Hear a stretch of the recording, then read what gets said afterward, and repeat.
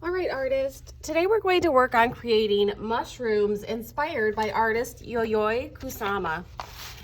I'm going to place at your table some inspiration images so you can see what her work looks like.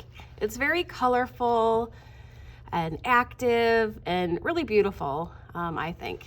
So we're going to create some mushroom shapes today using some simple objects: plastic bag, some tape, and then our base is going to be a cup.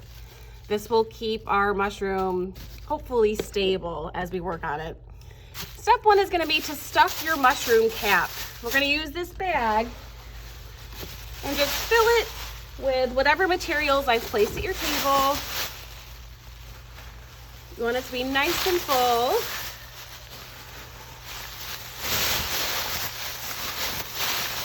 And then you're going to kind of push all the air out of this bag. You really want to compress the shape because you want a solid surface. And I'm going to decide what shape I want my mushroom cap to be. I'm going to go for a traditional mushroom shape with a rounded top. So now that my bag is stuffed, I'm going to twist it and kind of mold my mushroom cap shape.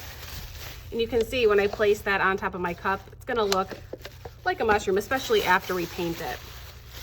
Once my bag is twisted, I can either use a rubber band or some tape to make sure that this stays put.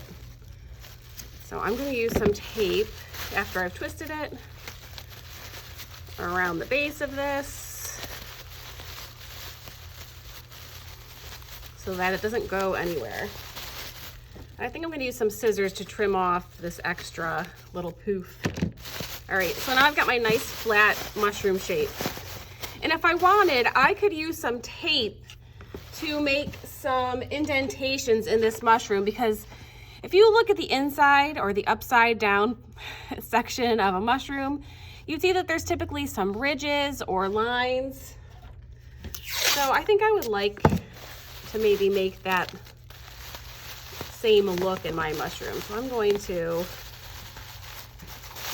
use some tape around my mushroom just to kind of give it that mushroom cap shape. It's going to be pretty subtle, but you can see I've kind of rounded it so it's round on top and it kind of presses in the center. The next step is going to be to attach these two objects. So this is the part where you might need a partner and an extra set of hands, maybe someone at your table, to use your tape to put these things together. And I'm going to try to show this the best I can on this video. So if my mushroom's like this, maybe I could even do it upside down. That might work really well. I would affix the tape to the cup and the bag. Do you see how I did that? And I'll probably do that all the way around. I think this is going to be the easiest way to stick your mushroom to its little mushroom base. So my pieces of tape aren't very long, like 6 inches long maybe. And I'm just using them around the base of the cup and the mushroom like this. You can see I've got that tape. I think I'm also going to add some tape around this base to make it extra secure. This is going to make it a little bit easier when we start to use plaster to cover our mushrooms. So I'm just wrapping the tape all the way around now, making sure everything's secure. My mushroom stays together in one nice piece. Checking the shape to make sure I like it. I'm probably going to tape down these funky parts because I don't like how they stick up. You want to make sure that you like the shape your mushroom is, because the shape will show after we put the plaster on top. Okay, so I've got my base secure. It's not going anywhere. I've got my mushroom. The next step is going to be to add our plaster to cover our mushroom. This is what the plaster sheeting looks like. This is when it's dry. We're gonna cover this entire mushroom with one layer of this plaster. That's all you need. And let me show you what that looks like.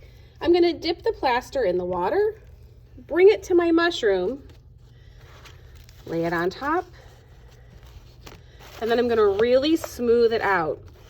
You can see when I use my hand and some water to smooth out the plaster, that all the little air bubbles kind of disappear and it creates one solid layer.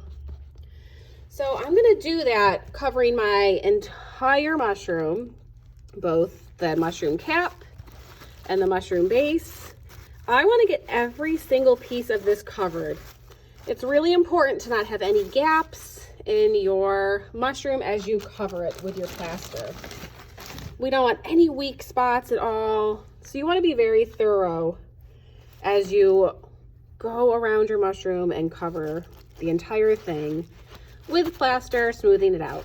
I'm going to do the rest in fast forward.